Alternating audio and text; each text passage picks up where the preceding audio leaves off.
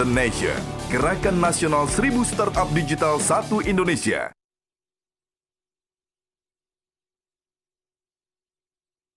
Menutup pembahasan Ignite the Nation sesi pertama di sektor strategis, Kepala Badan Koordinasi Penanaman Modal, Thomas Trikasih Lembong, memaparkan bagaimana digitalisasi menjadi salah satu atraksi masuknya investasi asing yang bermanfaat bagi pertumbuhan ekonomi Indonesia. Bapak Tom Lembong, nah ini mungkin pertanyaannya agak berbeda karena tentang investasi, ya kan? Nah, pertanyaannya bagaimana Pak digitalisasi menjadi salah satu atraksi masuknya investasi asing yang bermanfaat bagi pertumbuhan ekonomi Indonesia?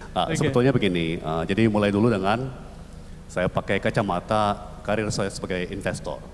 Ya. Apa yang bisa meyakinkan saya untuk ambil risiko, ya, tanam modal dengan sebuah startup, ya, dengan seseorang entrepreneur. Ya. Mungkin paling gampang dengan proses eliminasi. Dan mungkin saya pakai analogi, ya mungkin kita semua kalau udah sedikit beredukasi tahu mengenai teori evolusi Charles Darwin. Dan dia pernah mengatakan yang bisa bertahan, yang bisa survive, dan startup ini kan harus survive. Ya. Itu bukan spesies yang paling besar, bukan spesies yang paling kuat, bukan spesies yang paling pintar, tapi yang paling bisa menyesuaikan, ya, yang paling bisa beradaptasi, ya, yang paling adaptif. Ya.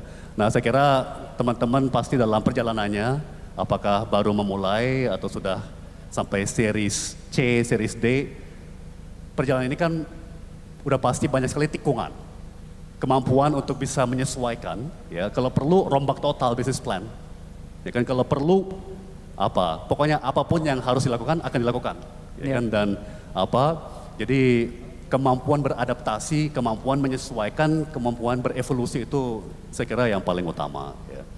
Nah mungkin singkat aja titip juga sama kawan-kawan sekalian, ya, yang kita perjuangkan di BKPM, mungkin kawan-kawan pernah mengalami atau akan mengalami dalam perjalanan, ya, regulasi. Saya kira satu hal yang sangat positif karena Bapak Presiden benar-benar sangat menyayangi startups dan ekonomi digital, Ibu Bapak sekalian. Ya, saya kira aparat pun sudah sadar supaya tidak mengganggu upaya-upaya saudara sekalian untuk berinovasi, untuk mencoba hal-hal yang baru, untuk bereksperimentasi, ya kan. Dan ini akan membutuhkan perubahan paradigma yang luar biasa. Ya.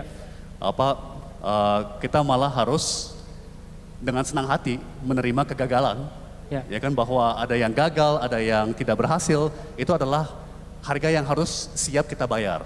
Ya, jadi karena kontradiksi sekali kalau kita bilang kita menginginkan inovasi, di lain sisi kita tidak mentolerir kegagalan. Betul, ya, karena inovasi itu udah pasti dari eksperimentasi. Sudah dan pasti 90%, gagalnya.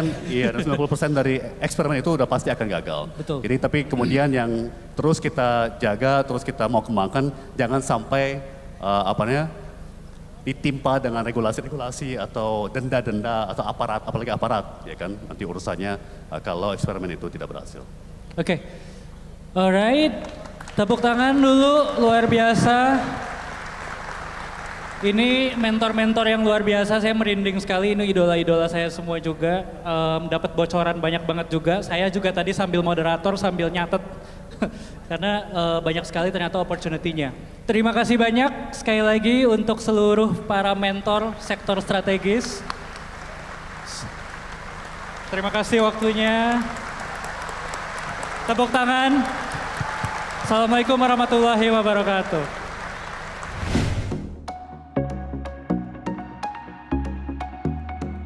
Pemirsa, itulah tadi pemaparan inspiratif dari mentor-mentor di bidang strategis Indonesia. Beragam tantangan telah mereka sampaikan dan ini saatnya bagi kalian, millennials Indonesia, untuk memberikan solusi digital untuk negeri. Submit solusi kalian melalui website 1000startupdigital.id. Karena mungkin saja perubahan positif Indonesia berawal dari kreativitas Anda. Lantas, bagaimana cara membangun perusahaan yang bermula dari sebuah mimpi hingga menjadi solusi? Kita akan dengarkan bersama dari role model game changer Indonesia, Wisnu Tama, Ferry Unardi, Erick Thohir, Ahmad Zaki, dan William Tanuwijaya pada Ignite the Nation episode selanjutnya. Selamat malam dan sampai jumpa. Luar biasa, sudah haus dan lapar, masih nunggu, ingin belajar. Jadi modal mereka itu sebenarnya keberanian untuk memulai, kegigihan untuk bangkit setiap kali gagal, dan yang paling penting itu harapan. Kalau lo udah keluar pekerjaan, lo jangan mendesak pekerjaan orang lain. Iya, lo harus bikin pekerjaan kalau bisa. Tapi dedication atau dedikasi itu yang sangat penting. Karena sudah pasti semua masalah yang bisa terjadi akan terjadi. Lebih baik saya memilih dan kami memilih untuk berbuat sesuatu. Mulai aja dulu kalau kata William. Dia gitu.